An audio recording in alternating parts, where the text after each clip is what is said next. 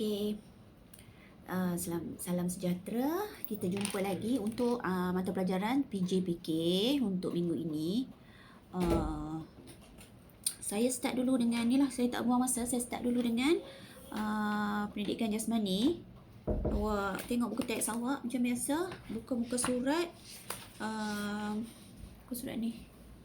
Sekejap saya tengok ya. Ni. Silang menyilang. Silang menyilang ni lebih kepada kita belajar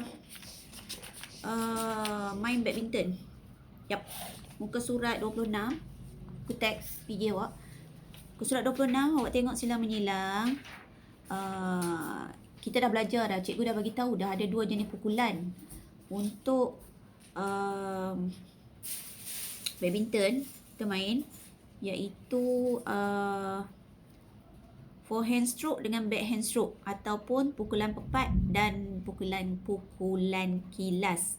Awak dah belajar pukulan pepat dan kilas tu, cuma kita tak praktikkan lagi di padang. Tak sempat nak praktik, nanti kita akan buat. Pukulan pepat tu kalau awak tengok dekat sini,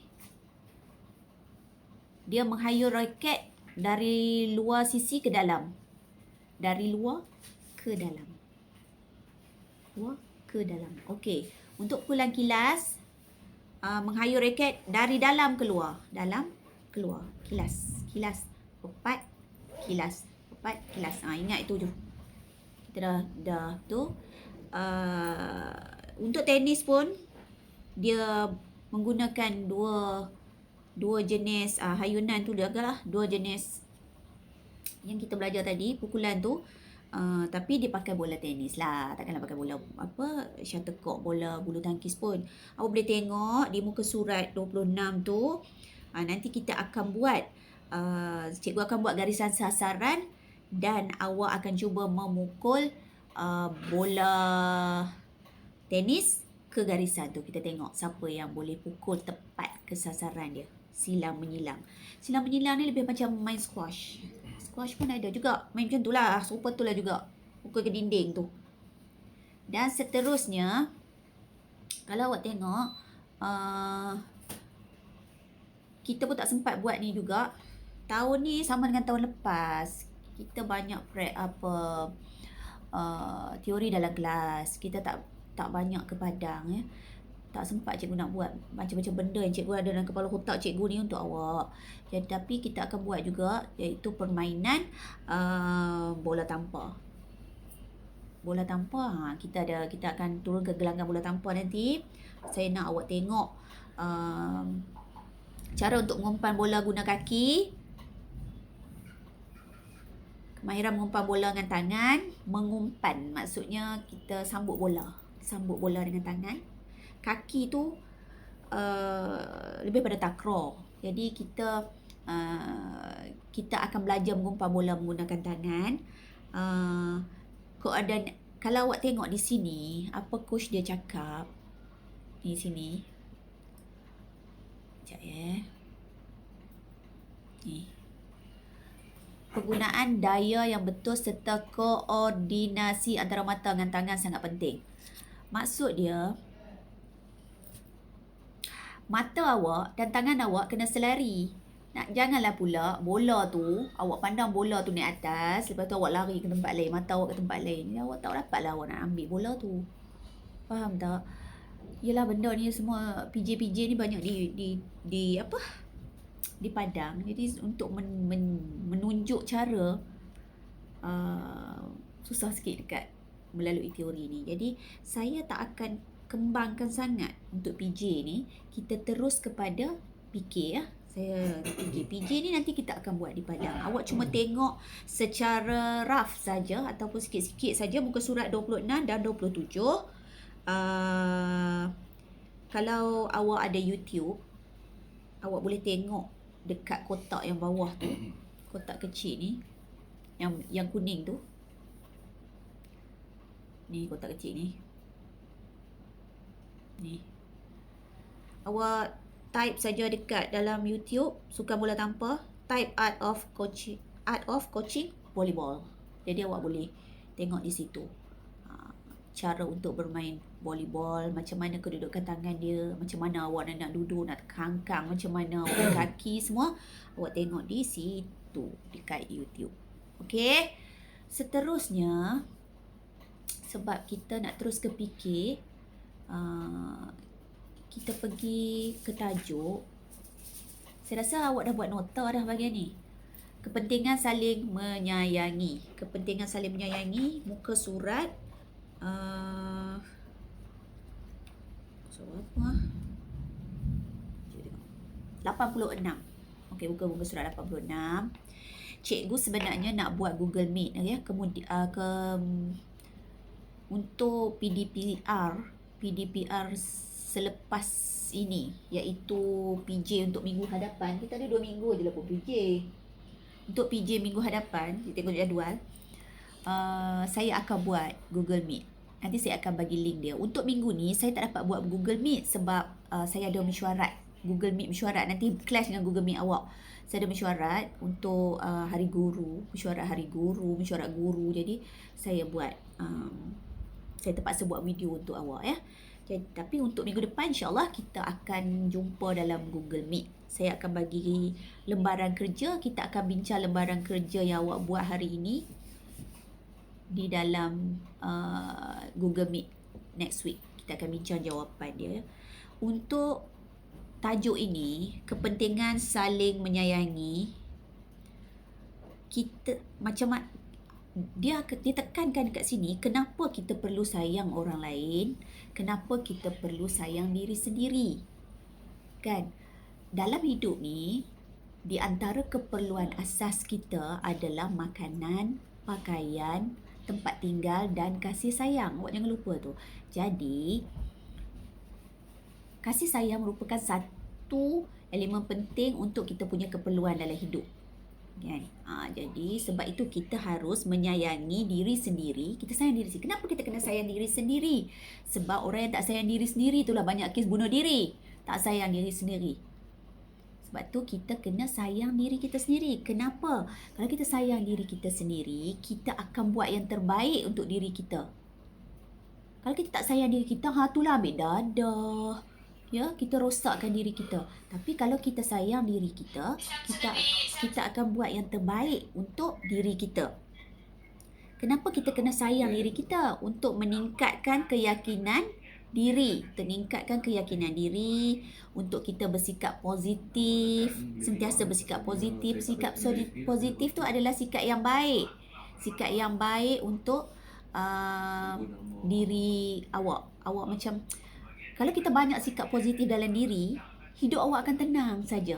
Tapi kalau awak punya sikap negatif, dengki dekat orang, tengok orang tu tak kena, tengok orang ni tak kena, rasa nak marah saja, jadi hidup awak pun tak tenang. Sebab tu awak kena selalu bersikap positif. Cikgu marah awak sikap positif. Kenapa cikgu marah? Sebab adalah awak buat salah apa. Takkan cikgu silap-silap, cikgu tiba-tiba nak marah awak. Kan? Jadi, bersikap positif. Sentiasa bersikap positif. Saya dapat, katalah awak telah berusaha keras tapi awak dapat markah tak best. Lepas tu, awak kena positifkan diri awak. Awak kena, satu hari nanti saya akan mendapat juga markah yang bagus. Awak kena sentiasa bersikap positif. Kan? Kemudian, yang bawah tu, sentiasa mengelakkan diri daripada melakukan perkara yang tidak baik. Yang ni saya dah guna ni saya dah. Sentiasa mengelakkan diri daripada melakukan perkara yang tidak baik. Macam saya kata, kalau awak sayangkan diri awak, awak tak akan merosakkan diri awak. Awak sentiasa buat yang terbaik untuk diri awak. Awak sentiasa jaga diri awak. Awak sentiasa cuba melakukan yang terbaik untuk diri awak. Awak sentiasa nak yang bagus saja untuk diri awak. Sebab apa? Sebab awak sayang diri awak. Kena sayang diri kita. Tuhan nak buat kita susah. Tiba-tiba awak tak sayang diri awak. Sebab tu kita kena sayang diri kita. Okey. Dan bila tengok dekat sini pula, kenapa kita kena sayang orang lain? Kalau awak dah sayang orang lain, awak dapat bertukar-tukar idea dengan dia. Awak awak dapat bertukar-tukar idea. Maksudnya, idea awak seorang mungkin tak cukup. Jadi kalau awak baik dengan orang lain, idea dia boleh combine ataupun sambung dengan idea awak dan menjadi banyak lagi awak punya idea. Lepas tu dapat bekerjasama dalam sesuatu perkara. Ini adalah kalau cikgu bagi macam contoh, kalau awak baik dengan orang, bila kita bagi aktiviti kumpulan, senang je awak dapat kerjasama daripada kawan awak. Sebab apa? Sebab awak baik dengan dia. Tapi cuba awak bermusuh, bergaduh aja, apa pun tak jadi. Kemudian kat sini, sentiasa mendapat sokongan dalam melakukan sesuatu perkara. Contoh dia, kalau awak ada masalah, tapi kalau awak baik dengan orang, kawan awak akan sokong awak.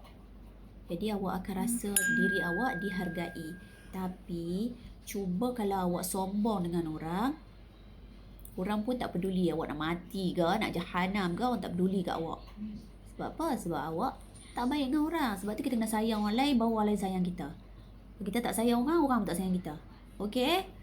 Kemudian awak tengok muka surat yang sebelah dia pula.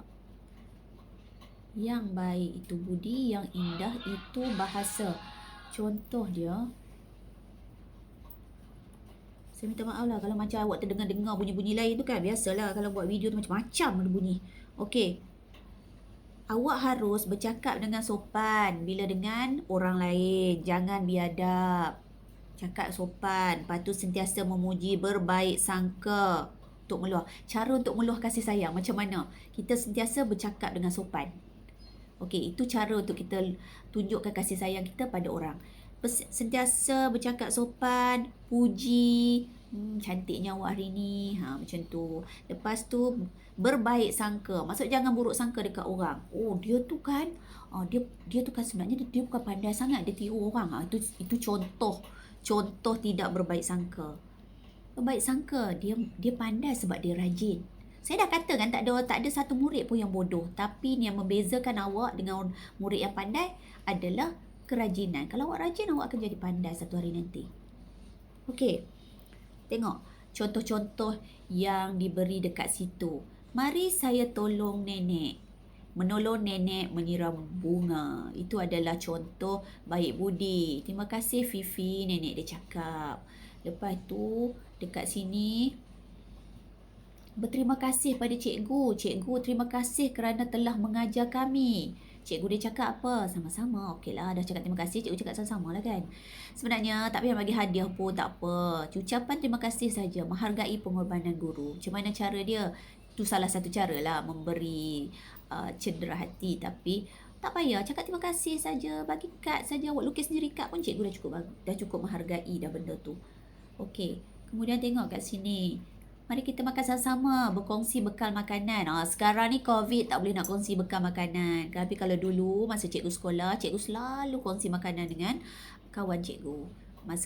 Masa cikgu sekolah waktu rehat, kami akan bawa makanan yang banyak-banyak, letak kat tengah, lepas tu semua makan seorang sikit. Best. Macam awak sekarang ni pun sebelum COVID kan awak suka duduk dekat atas tikar dan kongsi makanan awak. That was very good. Sebenarnya attitude yang bagus. Awak kongsi makanan awak. Mari kita makan bersama-sama. Ajak kawan makan sama. Kalau awak bawa banyak, awak boleh kongsi dengan kawan awak. Satu perbuatan yang baik. Berbudi ya. Lepas tu kalau kawan sakit, tengok kalau kawan sakit, apa dia buat? Pergi lawat kawan. Semoga awak cepat sembuh ya. So kawan awak akan rasa dihargai. Tapi sekarang ni macam saya kata, musim-musim sekarang ni COVID, kalau awak dengar kawan awak kena COVID, awak tak bolehlah pergi melawat. Sebab penyakit tu nanti berjangkit kat awak, awak pula sakit kan. Okey. Dekat situ ada cara kepentingan untuk menyayangi diri sendiri dan orang lain. Kenapa kita perlu menyayangi orang lain? Kenapa kita perlu menyayangi diri sendiri? Okey. Nanti akan ada lembaran kerja ataupun cikgu akan bagi satu lembaran kerja dekat awak. Mana lembaran kerja? Ni dia. Bukan. Lembaran kerja dekat awak yang awak kena buat nanti. Saya akan cari dari mana dah. Tak apalah. Semua tak jumpa lah. Lembaran kerja saya akan bagi dalam grup. Dekat situ akan ada cara-cara untuk menghormati orang lain dan diri sendiri. Saya dah bagi penerangan ataupun awak boleh tengok buku teks awak. Jawapan ada dekat muka surat 86. Lengkapkan lembaran kerja tu. Dan tolong isi link kehadiran. Kemudian lembaran kerja tu kita akan bincang pada sesi Google Meet minggu depan. Minggu depan saya buat Google Meet. Minggu ni bukan tak boleh, tak sempat nak buat Google Meet. Saya takut clash dengan saya punya meeting. Okey, kita jumpa lagi minggu depan. Dalam Google Meet saya akan bagi link 10 minit sebelum kelas bermula. Kelas PJ awak start pukul 12.30. So dalam pukul 12 suku saya akan bagi link nanti. Minggu depan ya. Siapa yang dapat join, join lah. Yang tak dapat join tu nak buat macam mana, saya faham. Tapi kerja kena siap juga. Okey. Terima kasih. Kita jumpa lagi minggu depan ya.